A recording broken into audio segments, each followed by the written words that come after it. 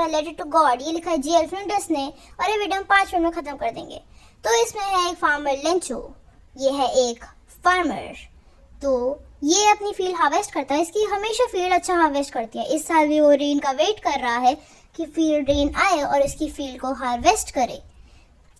इसका घर ऊपर ही है, बहुत वैली में, ये भी बता रखा है। तो ये जो रेन का वेट करता है तो असल में वो प्रिडिक्ट करता है और वो सच हो जाता है। वो प्रिडिक्ट करता है कि रेन आएगी और असल में rain drops began to fall. इन रेन ड्रॉप्स को वो कॉइन से ट्रीट करता है क्योंकि जैसे रेन ड्रॉप आएगी उसकी फील्ड हार्वेस्ट होएगी तो उससे पैसा मिलेगा। तो बिग वंस को 10 पैसोस में क्रिएट करता है और जो स्मॉल वंस है उसे 5 पैसोस में ट्रीट करता है, स्मॉल रेन ड्रॉप्स। तो अब ये जो लेंचो है ये जैसे वेट कर रहा है रेन का आने का, तभी रेन के साथ साथ बड़े बड़े हेल स्टोन्स गिरने लगते हैं। अब रेन के साथ साथ पहले तो हेल स्टोन्स बड़े अच्छे लग रहे थे, पर उसके बाद ये हेल स्टोन्स जो है ये गिरते हैं पूरे 1 घंटे तक। Yes, they continue for an hour. तो अब जब ये 1 घंटे तक कंटिन्यू होते हैं तो वो उसकी ऑफकोर्स जो उसकी सारी फील्ड है वो पूरी डिस्ट्रॉयड हो जाती है। लेंचो की सारी फील्ड डिस्ट्रॉय हो जाती है इन हेल स्टोन्स के कारण।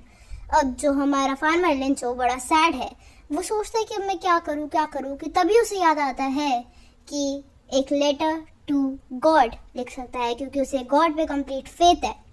अब वो लेटर टू गॉड लिखता है। अब आगे हम देखते हैं वो इस लेटर में क्या लिखेगा। तो जैसे लेंचो अपना लेटर लिखता है गॉड के लिए, तो इस लेटर में वो क्या लिखता है? इस लेटर में वो 100 पैसोस की डिमांड करता है गॉड से कि आप 100 पैसोस दो ताकि मैं अपनी फील्ड वापस उगा सकूं। इससे वो पता चलता है कि वो ऑक्स ऑफ अ मैन है। इसका मतलब ऑक्स ऑफ अ मैन क्या होता है? बेसिकली इसका मतलब होता है हार्ड वर्किंग।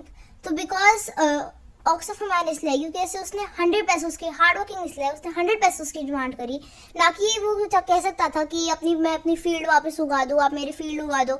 उसने बोला 100 पैसोस के लिए, इसलिए वो हार्ड वर्किंग है।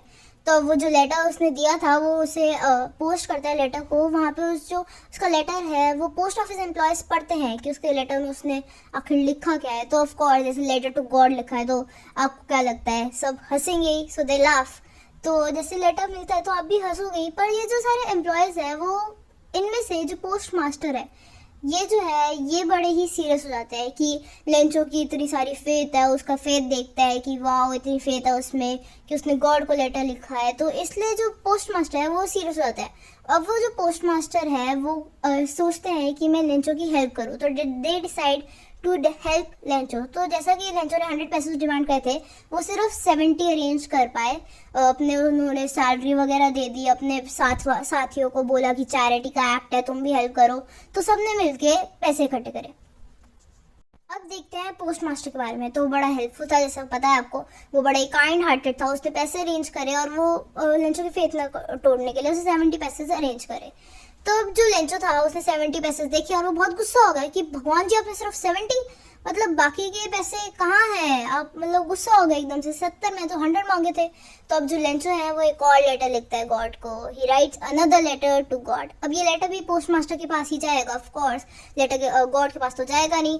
तो पोस्ट मास्टर पढ़ते हैं, पर इस लेटर में उसने लिखा क्या है? इस लेटर में उसने लिखा था कि आप मुझे बाकी के 30 पैसोस भी भेजो और उन्हें मेल के थ्रू मत भेजना उन पैसोस को। क्यों?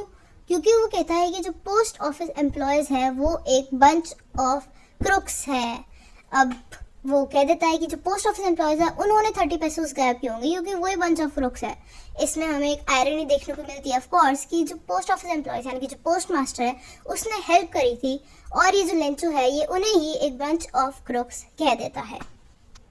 इसी के साथ everyone we come to an end of this chapter. इस चैप्टर को हमने 5 मिनट में समाप्त कर दिया है अच्छे से पढ़ के। तो ये चैप्टर खत्म, सारे पेजेस उड़े। And don't forget to like, share and subscribe the channel.